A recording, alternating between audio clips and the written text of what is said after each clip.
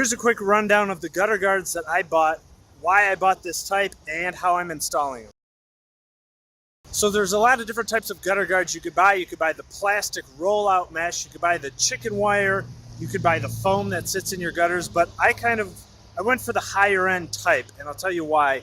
A lot of comments I've heard about the cheap ones are they're cheap for a reason. They don't really work for all types. They might work for big leaves, but I have a lot of, as you can see, I have a lot of pine needles and dirt and debris that gets in here, and it would just go right through that cheap, larger size chicken wire mesh. So I went for this smaller type. It's really fine wire mesh, and it was more expensive. It was $170 for 100 feet, and it's easy on, and I got it at Costco online. So it comes with metal tap screws, which are great. They've gone right through the aluminum into the gutter.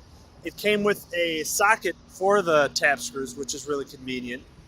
And it has aluminum edging on the front and back. It sits nicely in the gutter. I've had to bend it up a little so it sits flush with the face of the gutter, but just a little bit of bend. And the instruction book they give you is really good. It has all types of pictures showing every type of gutter.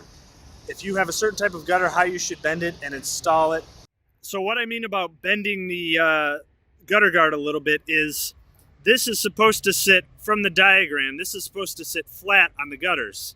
And there was already a little bend here, but I've been bending this whole edge up all the way down so it sits flat right here on the gutters. So this is the pitch of the roof up here, and this is how the flatness of the gutter sits. So I've just been bending this up a little bit. The way I've been doing it, because my ladder's kind of in the way here, I've been sliding it over to the side, lifting up this gutter, putting it in one side, and then sliding it down.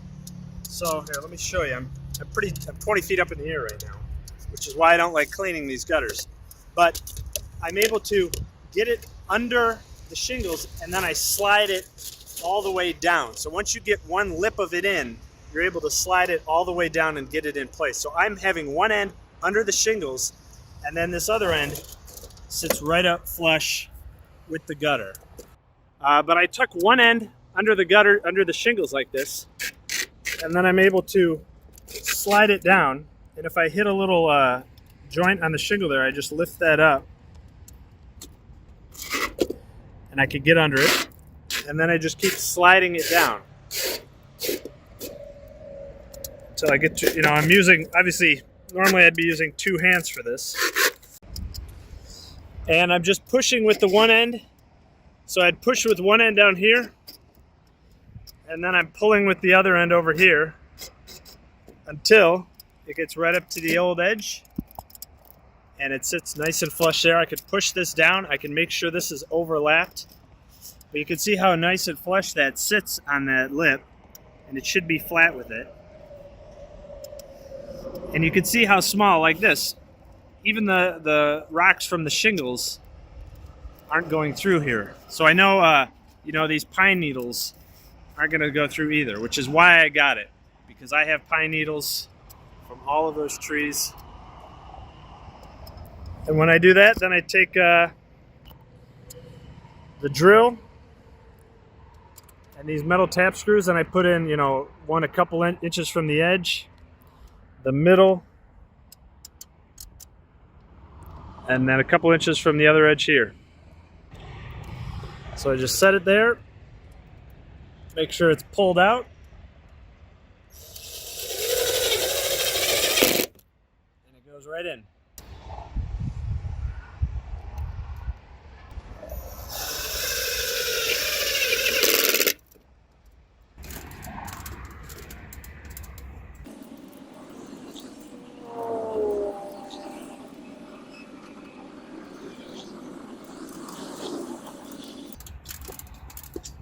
It looks really good. For the corners, I've had to miter a 45-degree corner. There's one over there. And that seems to work really well. You can leave the chicken wire, the mesh a little bit long so it overlaps.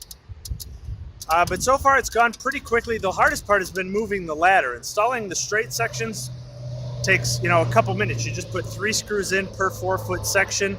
It looks like it'll hold really well. This also comes with double stick tape where you peel the plastic off. I haven't used that. I think the screws will work better than that. So you will need some metal shears to cut the 45-degree miters or on the ends, and you will need a drill driver to sink the wire screws. And you're going to want somewhere like this to put it so you don't have to hold on to it. But again, I'm just putting it under the shingles because the ladder's in the way. Normally you could just tuck it under, but this ladder blocks my way. So I put it under the shingles and I slide it down. But 4-foot sections, 3 screws each section. It's gone in pretty quick. Yeah, I'm pretty happy with it so far. It looks like it'll work great. I can already see it's keeping out the rocks and the pine needles. So I'm glad I went for the more expensive option. Yeah, I could have spent 40 bucks, but I would have been up here cleaning it anyways in a few years. And that would have been a real pain, having to pull up the chicken wire to clean it and then put it back. I know this will work.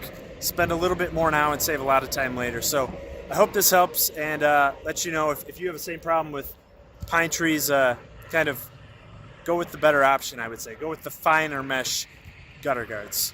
So let me know what you think. Thanks. Well, I hope you liked the video you just watched. If you did, feel free to subscribe by clicking the button on this side. You can also check out all the videos I've done, the playlist from things I've built, things I've fixed, home repair, 3D printing, and on this side you can check out a recommended video similar to the one you just watched. And as always, down in the description I'll put a link to my blog, which has more pictures and more information about the video you just watched. Thanks.